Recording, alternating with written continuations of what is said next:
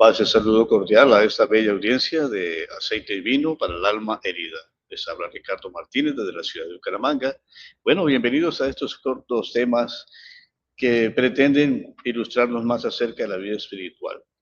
Y estamos sobre un tema que es vital y es el conocimiento de Jesús. Es que conocer a Jesús es conocer a Dios. Si tenemos una imagen distorsionada de quién es Jesús, vamos a reflejarlo en nuestra fe en Dios, porque Jesús es la imagen del Dios invisible, la revelación del Dios para los creyentes cristianos. A veces se dice, bueno, la mejor forma de ocultar algo es ponerlo frente a los ojos del otro. Hay razón aquí. Respecto a Jesús, mientras veían físicamente a Jesús, lo conocían por fuera, pero ignoraban el misterio interior de su persona, de su propósito, de su programa. Y bueno, esa humanidad que Jesús les revela, les ocultaba al tiempo, como todo cuerpo humano manifiesta, esconde el misterio interior de cada persona. Y es algo natural. La gente no sabe en realidad quiénes somos adentro. Como le dijo el Señor a Samuel respecto a David, el hombre mira lo que está afuera, Dios mira lo que está dentro. Pero los discípulos se sentían atraídos por la figura radiante de Jesús, porque esa proximidad, esa forma calurosa de Jesús, pero también su autoridad, que era sosegada y soberana, pues era algo que los había impresionado, que los había seducido, los tenía cautivados. Pero al mismo tiempo, esa imagen humana ocultaba lo que Jesús quería revelar, la vida profunda de la cual él tenía ese secreto en su interior, esa morada íntima y sin límites que había en él. Es quizás esa de las razones por las que Jesús habla de la venida del Espíritu Santo que ya he mencionado. Les conviene que yo me vaya.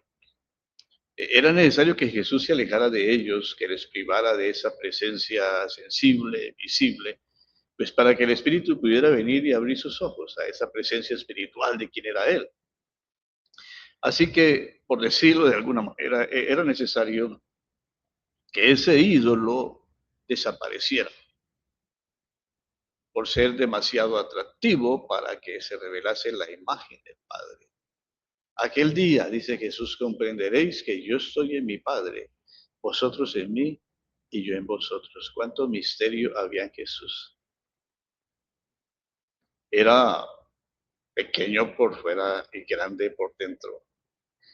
Pero es un proceso distinto, pero semejante. Diría el apóstol Pablo, que si conocimos a Cristo según la carne, pues ya no le conocemos así. Porque el que está en Cristo es una nueva creación. Las cosas viejas ya han pasado. Sabemos por el Nuevo Testamento que los primeros discípulos que llamó Jesús no lo conocieron bien, mientras andaban y convivían con él. Pero de alguna manera estaban atraídos, enganchados a esa persona y a esa amistad que Jesús les ofrecía. Y lo retuvo Jesús y se empeñó en que le conocieran mejor, para que ellos pudieran identificarse con ese trabajo y obra que el Padre le había encomendado, que ellos compartieran esa verdad y esa libertad y ese gozo bajo el inmenso cariño de quien él llamaba Abba, el Padre. El Espíritu de Dios vino a revelarnos quién era Jesús. Por eso, a partir del libro Los Hechos de los Apóstoles, sabemos que desde ese Pentecostés, Jesús se muestra ya de una manera más gloriosa. Y esas capas que ocultaban a esa persona del Hijo de Dios empiezan a develarse para los creyentes. Pero volviendo atrás, lo curioso del caso es que los discípulos lo acompañaban a Jesús a todos lados. Ellos veían lo que hacía, oían lo que Jesús predicaba, pero no lo conocían bien. Sin embargo, seguían con él. Y hay una aparente contradicción aquí porque Jesús rompe costumbres, leyes discriminantes. Jesús frecuenta a esas personas marginadas, destrozadas por vergüenzas, a los que eran enfermos, leprosos, pecadores, llamados pecadores, a esas mujeres y niños que valían muy poco ante los ojos de los judíos, los extranjeros, las prostitutas, los ignorantes, aquellos que estaban lisiados, a los indigentes, algunos que tenían trabajos que eran considerados como impuros. La contradicción está en que el mundo religioso los rechaza y Jesús los acoge. Entonces podemos imaginar el conflicto que eso producía en esos discípulos. Porque por un lado había una voz fuerte hablando, una voz religiosa fuerte hablando en su momento. Los fariseos, los saduceos, los sacerdotes, los escribas, todo el entorno religioso del templo. Y por otro lado, pues veían a Jesús, que Jesús era un hombre limpio, santo, considerado un maestro.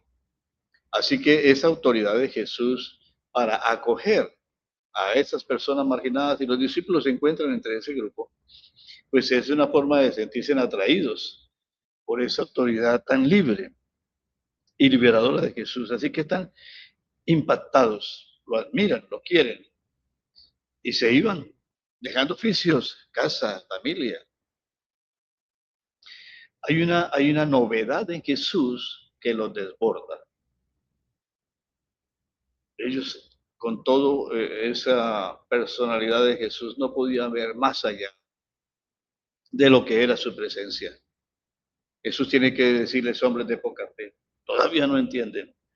Porque Jesús corrige las ambiciones de poder y las pretensiones y esas batallitas sobre quién iba a ser el mayor, el más importante, esas actitudes y deseos contrarios al proyecto que Jesús estaba predicando, en donde todos estaban llamados y convocados a ser hijos de Dios. Esto me ha dado una pequeña reflexión en el camino de lo que estoy diciendo, y es que muchas veces nos acercamos a Jesús desde nuestras propias expectativas. ¿Qué expectativas tienes en el seguimiento de Jesús? Conocer un poco más de la literatura de Jesús, de la personalidad de Jesús. Te atraen cosas de Jesús como a todos, pero el asunto de Jesús es que hay que vivirlo. Mientras no se viva Jesús, no se encarnen las acciones de Jesús en nuestras vidas, no lo conocemos. Quizás sabemos de Él, pero no lo conocemos. ¿No? Jesús ha sido puesto en la vida del hombre, encarnado en el hombre, para ser vivido, no para ser diseccionado teológicamente. Está bien hacerlo como un ejercicio mental.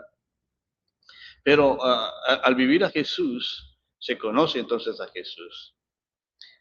Cuando Jesús anuncia su pasión y su muerte a los discípulos, pues ellos se sienten confundidos, se sienten frustrados, se llenan de miedo y no se van a atrever a preguntarle sobre estas cosas acerca de que Él va a morir. Y muchos de ellos se van.